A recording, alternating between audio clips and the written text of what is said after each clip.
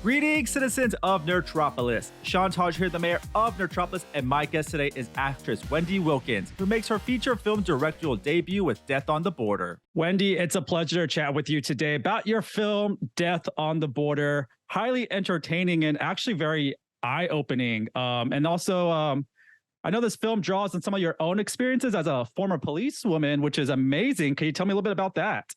Well, thanks for having me. And I was 19 years old, so a few years ago, so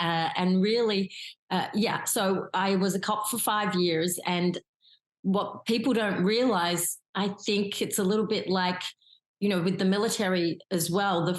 The younger and more junior you are, you're first on the streets for everything. So the murders, you name it, you're first on the scene, called to anything, and then you call in the detective. So pretty much I saw everything and was involved in everything as a cop. Wow. What made you decide to go into that type of occupation? Yeah, I actually, when I was younger, I wanted to save the world. But I was also what they say in Australia, a bit of a sticky nose.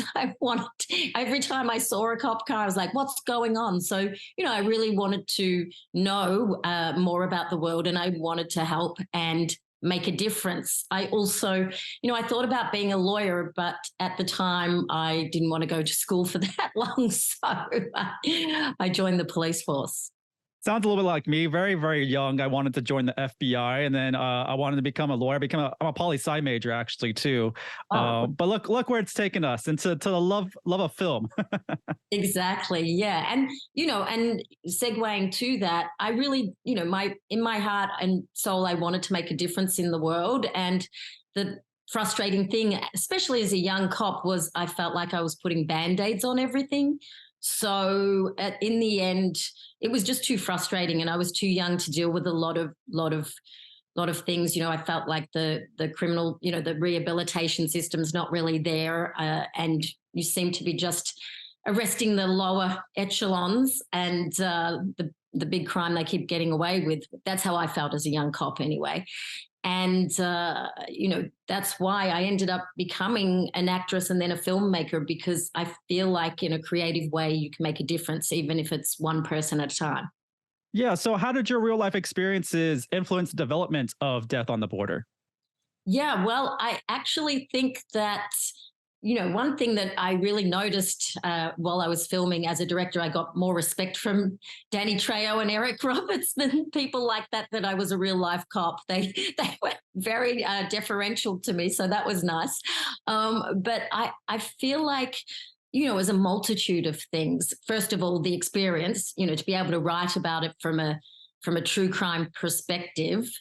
And, when I watch movies, I don't know about you, but it's like, come on, why didn't they do that? That's so stupid. I already know, like, why did they, sort of the plot was so weak that, it's kind of, that wouldn't happen in real life. So I really wanted to make sure that A plus B equals C, that, there was no kind of gaps in that, and that it was really true to what could happen and did happen. So, yeah.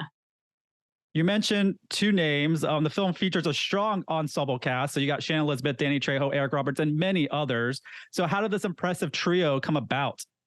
Yeah, I'm not sure how much I'm allowed to talk about the actors with the strike, but as a director, I suppose I can, and writer. Well, first of all, Shannon really liked the script, and we actually sat in my lounge room and played with my dog, because she's an animal activist, and she really was impressed that she had a chance to play a juicy role. She was known as a model, and for her role in American Pie, where that was very much based on her looks and things like that. So she was excited to play a juicy female role and be directed by a female as well. Yeah, such a strong female role that she was in, and I've met her and Danny Trejo. Lovely people, love them. I'm sure Danny Trejo's got to be like cracking jokes on set. I know he's very lighthearted. Yeah, he did. I don't know, like we did we did have one troublesome actor that we won't mention. And I was talking to him about it, and he said, "I know people." I mean, he was joking, of course, but yeah. And then he was jokingly saying, "Oh, I shouldn't say that to you. You're a cop." And I said, "Ex-cop with no jurisdiction in this town." But yeah, he's very funny. He was so excited to be on set, both him and Eric. I didn't even know this, but this was a reunion for them. And Danny told me that Eric got him his very first film role on Runaway Train. He was working as a boxer. He just got out of prison, and they needed someone to play a boxer, and that's the start of Danny's acting career. Yeah, that's actually a very legendary story. So I'm glad there's like little Easter egg and reunion that you were able to do. So that's amazing. Yeah. So true crime dramas often explore like blurred lines between good and bad. Can you discuss some like the moral complexities in this film? Yeah, and that's something that I wrote. Every character is, I think people are flawed.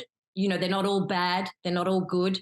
And, both the dirty cops, they in the movie, they never started out to be that. Both in their individual circumstances got caught up in a world that they never intended to and dug deeper holes for themselves. So I feel like, and for me, when I watch a movie, that's the most exciting movies I like to watch is, because unfortunately, there are some pure evil people that I've met, but I think the most interesting people are the flawed, and trying to, start out good, but through their circumstances and building up, they don't see a way out. I mean, there always is a way out, but in their minds, there isn't. Yeah, it's such a deep film and covers a lot of topics within. And you mentioned one bad egg, but was there any other challenges while filming this movie? Oh my God, how many? Do we have an hour? So Name a couple, just as a director. What do you come across as you're directing films that you are able to overcome? Yeah, well, this was my first feature directing, and I will say that the directing side I felt very confident, surprisingly, in, and because I prepped a lot and I had an amazing DP, Tom Colley. He does a lot of reality, actually, like those Below Deck Mediterranean, all those shows. So I knew he could work fast because it was a very ambitious, indie film. And he and I did a lot of prep work. So that was really helpful. But, you think you can prep for everything and plan. Oh, sorry, that's my dog. Plan for everything. But there was so many challenges that, well, first of all, COVID happened. We were filming during COVID. A couple of our actors got COVID, so we had to shut down for a bit. And then, things that, we were filming out in the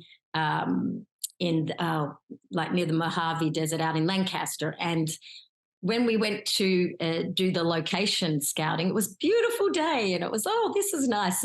But we were actually filming in December and it was freezing. I mean, I'm originally from Australia, so that was quite a shock.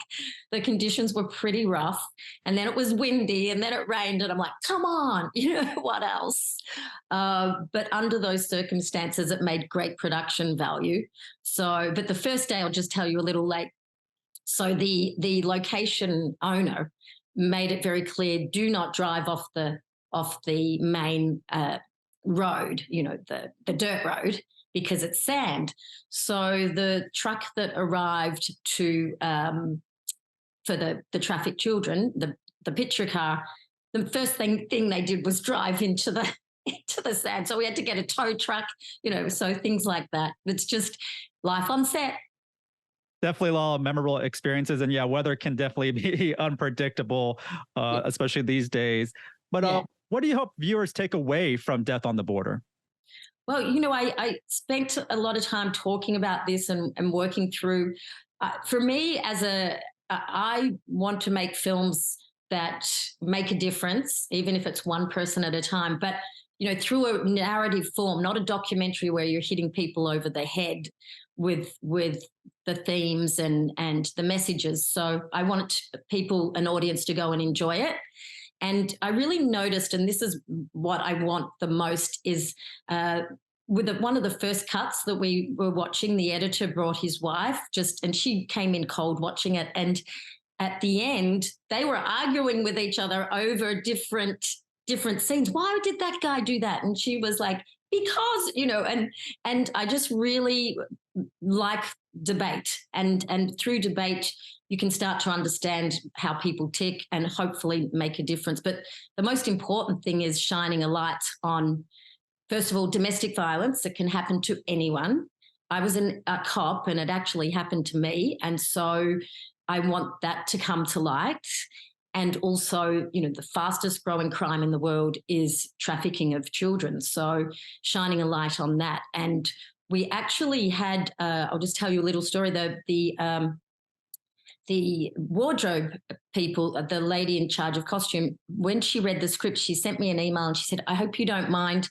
I sent it to a girl who was sex trafficked twice. And she said, thank you, and next thing I got an email from her saying, thank you, this is helping the healing process. So my job is done. Yeah, such a powerful story led by a great cast. What is next after you after this film, Wendy? Well, I have a few in development, a complete turn of events. I've got a dark romantic comedy, which is inspired by true events again, you wouldn't believe, but it's basically Emily in Paris meets Get Out. So that's working on that. And yeah, I have sort of a wide range of projects. One is I wrote a memoir, it's on Amazon, called Sex, Love and Cops, about my 5 years as a young cop. I'm developing that into a TV series like Sex and the City, but with cops. And a musical, so many, a Disney-esque musical. So yeah, about musical instruments that come to life and saving the music of the world. So a few there. Yeah, a great variety and a lot of exciting projects, I can tell already. So I'm looking forward to that. Yeah. Wendy, thank you so much for your time today. This was wonderful, and definitely looking forward to all those projects you just listed for us. It sounds really fun. Thanks for having me. Once again, this is Shannon, the mayor of Nerdtropolis, and stay tuned for more movie news, reviews, interviews, and trailers.